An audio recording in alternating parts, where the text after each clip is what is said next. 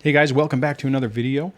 This is going to be in response to a comment that I received on one of my older videos called Don't Reach Out to Your Ex.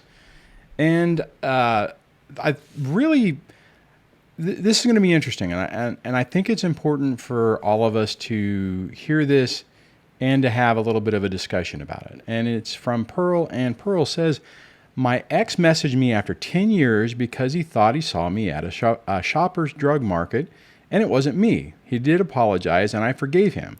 We have different lives. We barely keep in touch. I have nothing against anyone. I did reach out to my recent ex, and we've decided to be friends. Everyone has their own advice. Not every advice works for everyone. Now, obviously, this person isn't necessarily somebody who would need this channel or experience this. And I think it illustrates a good point. And that is not everybody is a narcissistic, nasty person. Not everybody has a toxic ex. There are people who have, normal relationships and relationships that people can break up.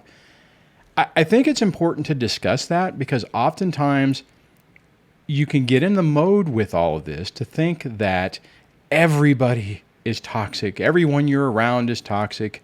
Nobody can have a good marriage, and nobody can have a respectful breakup.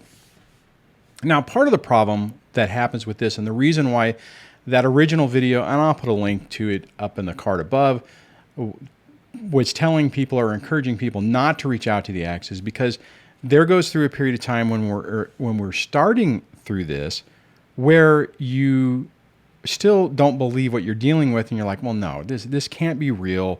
This can't be, there really can't be somebody like this. And you open yourself back up. Now, the problem with toxic narcissistic people, or somebody who probably has a personality disorder, is that they don't change. You can't, well, not to say that you can't heal from it, but it's incredibly unlikely. And there is a possibility. Good is not the right word. Strong. Let's say strong. Strong would be more appropriate in this conversation. There's a strong possibility that all you're going to get is more of the same. That's the experience I had. That's the experience over thousands of people on this channel have had. Part of the problem is you don't want to believe it, so you put yourself out there. Now, what I have said in other videos, and to be perfectly honest, for Pearl, I can understand where she's at, because you don't really know unless you know, right? I mean, so if she reached out to her ex, and he turned out, I'm assuming it's a he, turned out to be a monster, then it would be like, holy crap, I just got bit again. And I think a lot of us, the reason we do reach out is because we don't want to believe that this is true. And we're hoping that we'll have a Pearl experience, that it'll be, that we'll be able to be friendly. We'll be able to have a mature relationship and interaction. And maybe if you have kids, maybe you'll even be able to co-parent and everything will be okay. And to be perfectly honest, that is the best case scenario. If you and your ex can be friendly with each other and put the past behind you and go forward and be positive people, and if you have children, to be able to be good co-parents where you could still work together, you can still communicate, you can still share information and all that stuff, that is outstanding. And honestly, I would hope that for everyone. The problem is that whenever you're dealing with somebody toxic, it's not going to happen. And if you do reach out and there is some type of common ground, so to speak, what ultimately ends up happening is as soon as the other person feels like they got the higher ground, or they feel like they've sucked you back in, they've been able to bring you back into the fold, and you're a good source of supply, everything goes back to normal.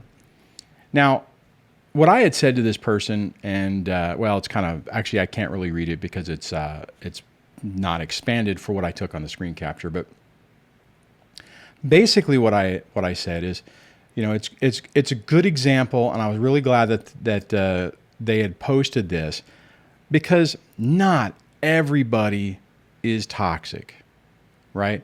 Now, we're going to go through all of our phases to where we put up our defenses and we have, we're on high alert.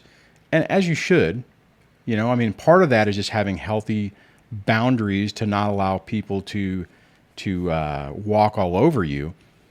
But it's also not healthy to get into a situation to where you just assume everybody, you're like every interaction you deal with, you're just waiting. You're like, that there's some monster beneath the curtain or monster beneath the mask just waiting to come out. We all have to be cautious. We have to be realistic about what we're doing, but not everything is a complete and total mess. Now, the situations that you're probably in right now is a complete and total mess. But I mean, that's kind of what happens. I mean, whenever let me see, how do I say this? Like in my situation, when you're raised in a toxic family, you're brought up where you don't have good emotional boundaries, where you're used to chaos in your life and having to deal with it. When people start to demonstrate that, you're fundamentally comfortable with it, so you allow it. And unfortunately, what ends up happening is you end up letting more and more of that into your life, which then makes it feel like everything is like that. Now, I'm really happy for this person that they're not experiencing the situation that we've experienced. And, there are many times when in the beginning parts of this, where I really, really hoped that what this person was saying, that that I was going to be able to have a friendly relationship with my ex. That's what I thought in the beginning. When I first left, I'm like, you know what? Obviously, she doesn't want to be with me. Whatever. We have 2 decades of life together. We have 3 kids. All right, I'm not thrilled with this. This isn't the way I wanted this to turn out. But, okay, we can move forward to the next stage of our lives and be friendly with each other. And that's what I thought. And as most of you know, whenever you think that, you get blindsided. Actually, what ends up happening, you get blindsided and it's used against you, because while you have your defenses completely down, they are in the process of trying to basically, undermine you completely and destroy you. My point on this is, take this as an indicator that once you're able to heal from this, you emotionally deal with the wounds you've dealt with, you deal with your PTSD, you get beyond it, you raise your vibration, if you want to call it that. I don't know if I'm saying that right, because I'm not really into that type of stuff, but in other words, you increase your emotional maturity to where you won't allow toxic people into your life. Then more than likely your relationships you'll have going on from that will be, I would say not everything's positive, but it'll be a situation to where, you're not going to have somebody that's basically, as soon as something goes wrong, trying to destroy you because they can't handle you being out there with a clear voice to expose them. Anyways, I'm curious what you think about this. I think this is going to be a very, I know it's a white word, maybe touchy subject for a lot of the people from the audience, the normal viewers, because this is kind of a triggering thing, because this is what you want, right? And every time you put yourself out there, all that ends up happening is you get slapped upside the face or you get knocked back down, and it's really painful. I mean, I can tell you from my experience that every time I put myself out there, and it was probably about 4 or 5 times in the first couple of years where I'm like, okay, now maybe things are, maybe things are calming down. Maybe now, she's decided that this stupidness doesn't have to remain or to stay. And every time things as soon as it got to a point that it seemed as soon as it got to a point where it felt normal, like it's like, okay, the relationship dynamic was like what it had been for the previous 20 years whenever we were married. It was like that bony little finger came out and just went, boop, right in my eye. And it was like, oh my God, that hurt. Every time. which is the reason why I make videos like I would make videos back in the day, basically saying don't reach out to your ex, because I don't know how many times people would say I reached back out and now it's worse, or I got sucked back in, I got hoovered back in, and I believed the illusion, I ignored the signs, and now things are so much worse just from what happened, because typically they ramp it up because it's like, hey, you know, you put up with that crap before, so now let me see how much more damage I can do. And then your recovery is just obliterated and you're starting from scratch. Effectively, it's kind of like an alcoholic or a drug addict who goes back, takes a hit, has a drink, and, you know, get rid of your coin. You know, if you had a 2-year coin, throw it away, because now you're starting back over. And it's tough. It's tough to start over. I don't know if that's a good analogy, but I think it is. If anyone's familiar with that, let me know. But I do want to say, I mean, I know that this person did not get flagged as a subscriber of the channel, but I do appreciate them taking the opportunity to write that. And it also is another good example of how people who haven't experienced this, people who haven't dealt with toxic exes and toxic people in their lives, they don't get it, right? I mean, so this person is indicative of most people out there, that when you're trying to tell them what's going on, they're like, oh, you're just being, you know, oh, come on, you guys just need to stop. You know, this is ridiculous. You know, both of you are being stupid. If you just stopped, you know, if just one of you would stop, it would get better. And it's horrible advice because, I mean, it's tough because in their view of reality, their personal experience, it makes sense to them. And if it was just a normal person, it would, right?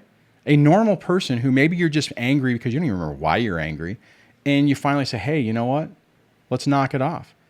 And you could do that. But unfortunately, in our situation, we are not dealing with people like that. We're dealing with people who are effectively stuck at an earlier stage of emotional development that they just can't seem to get over, which I often equate it. I was just talking to someone the other day about it. It's like having a toddler in a 30, 40, 50-year-old body who people treat as a mature adult, whereas if it was, you know, if your 7-year-old was having a conniption fit, you could pick them up, take them in, you know, you could pick them up, take them to their room, shut the door, and say, you know, you're grounded for an hour or two, and that would be it.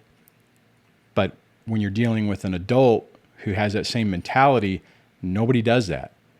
And the only time it does happen is whenever the actions become so egregious that a family court finally, after unfortunately a couple of years, sometimes 4 years, sometimes a little bit longer, finally says, okay, enough is enough. Something's wrong with that person, and we need to make some changes.